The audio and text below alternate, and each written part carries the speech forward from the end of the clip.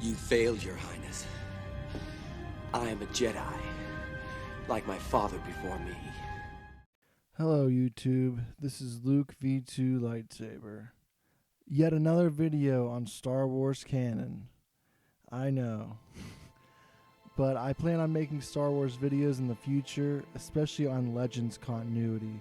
And I just thought it was necessary to explain the Star Wars Canon and sort of where I stand on it. Star Wars Canon has always been a bit of a tricky subject. In this video, I'm going to briefly go over the changes in Star Wars canonicity, where things are today, and my overall thoughts of Star Wars canon. As far as I know, there was no real gatekeeper of canon in Star Wars until the year 2000. Before and after that fateful year, Lucas himself had commented on the canonicity of Star Wars many times through his career, and has given similar answers each time. He maintains that there were at least 2, if not 3, worlds of canon, the first being his own vision, the second being the licensing world, authors and illustrators who were inspired by his work to branch off and go make their own Star Wars stories, with Lucas's approval, that is. In some instances, George would stop there, with canon being solely his work in the films and Lucas licensing alone. But in others he would mention a third world, that of the fans. Sometimes he even called them the 3 pillars. So that's essentially where George Lucas stood on the canonicity issue.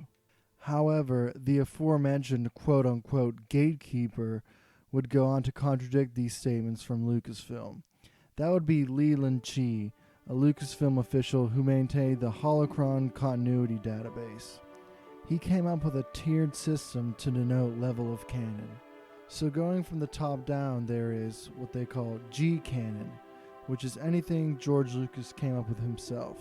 That refers to the 6 original films and any changes he made to them afterwards being the final say on it. So the 2011 version being just that. T-canon is television canon, mainly just the 2 Clone Wars shows. And this is where I would sort of draw a line in the sand. Anything after T is to be considered what used to be called EU, meaning expanded universe. C canon is continuity canon, which means books, comics, games, and even for games that means story only, cartoons, non-theatrical films, etc.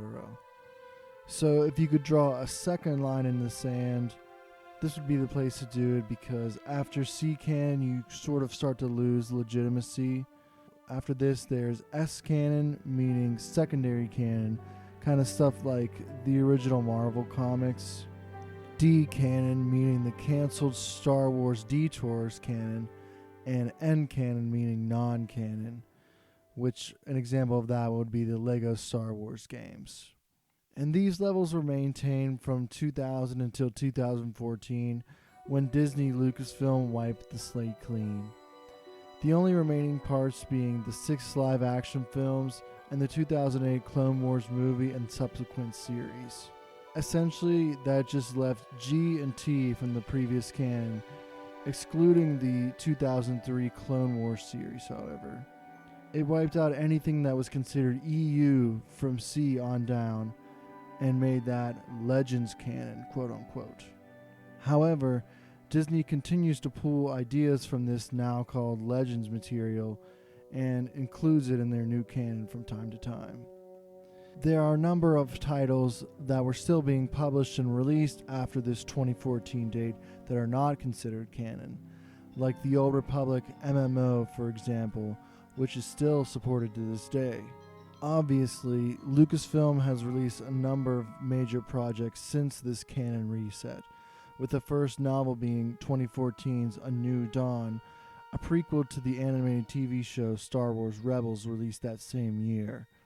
And of course, there's 2015's big release being The Force Awakens, and then the rest is history.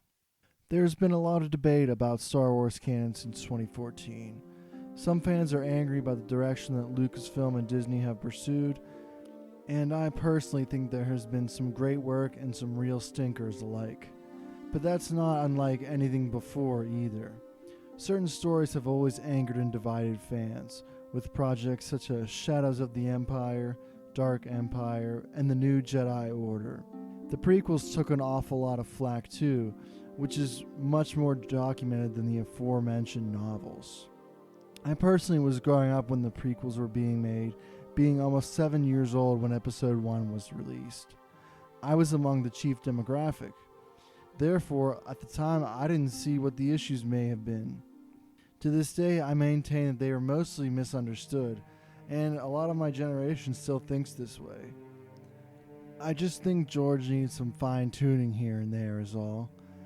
And I feel differently about the sequels. I think they are mostly bad, but that doesn't really change the fact that they are canon.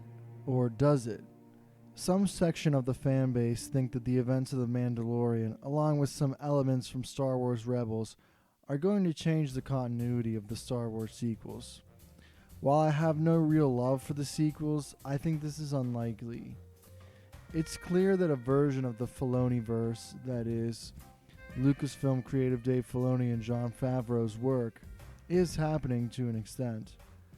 I do not think this means that it is their own continuity that will replace the sequels. Contrary to somewhat popular belief, I do not think that Disney would allow them to make the events of the sequels into some sort of alternate universe. I merely think that this Filoniverse is a tighter weaved narrative between multiple shows. That is, The Mandalorian, The Book of Boba Fett, Rangers of the New Republic, and Ahsoka. I believe that these shows will culminate into one huge finale for all of them. I think I pretty much read that somewhere, or at least that's heavily speculated upon. Even if it's not confirmed and just a rumor, I just think that's definitely pretty likely, and it's basically how Hollywood has conducted business in the past decade with all of their big cinematic universes. My overall thoughts on canon are simply this.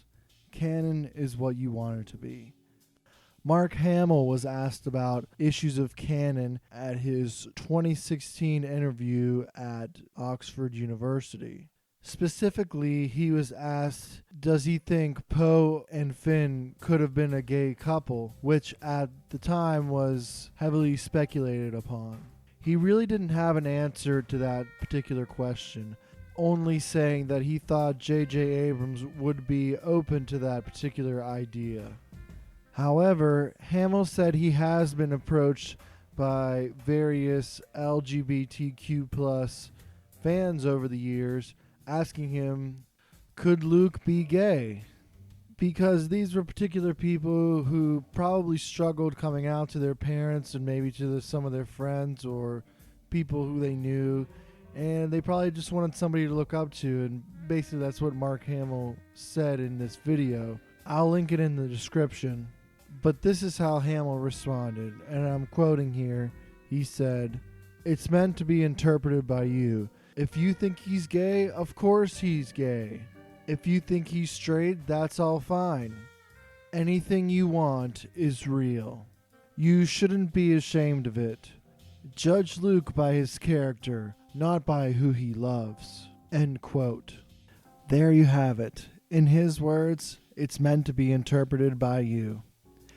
I think that's essentially how he was able to get into character for The Last Jedi, basically by using his own made-up character in canon, aka Jake Skywalker. But that's a video for another time. Essentially what I mean to say is, canon is whatever you would like it to be, especially if it's an existing work like this, and if it's something you love. Don't let it hurt you because it isn't considered canon right now. It is canon to you because it has a lot of meaning to you. I get angry about the direction of Kathleen Kennedy, J.J. Abrams, and Rian Johnson, but probably the best thing I can do about it is simply ignore it as much as I want to. Ultimately, I do acknowledge its legitimacy, but to be honest, most of the time it makes it easier for me to say, I personally don't think this story is consistent with the vision of George Lucas, and move on. And I say that knowing that George Lucas isn't the be-all end-all of Star Wars, but he's pretty damn close. He ultimately made it what it was, but it was the hundreds and possibly even thousands of collaborators around him whether that was Gary Kurtz, Ben Burt, his ex-wife Marsha Lucas, Irvin Kershner, and all the way down to the makeup artists and the lower production assistants, and the actors too. All of these people have had a hand in creating and crafting this amazing story and universe. And others since have taken up the mantle and honored that legacy better than others. But it is you and I who ultimately make up the story of Star Wars. In short, headcanon is quite possibly the best canon. Thank you very much for watching. I hope you enjoyed and are willing to come on this journey with me. Like and subscribe if you think I'm worthy of it. Thank you.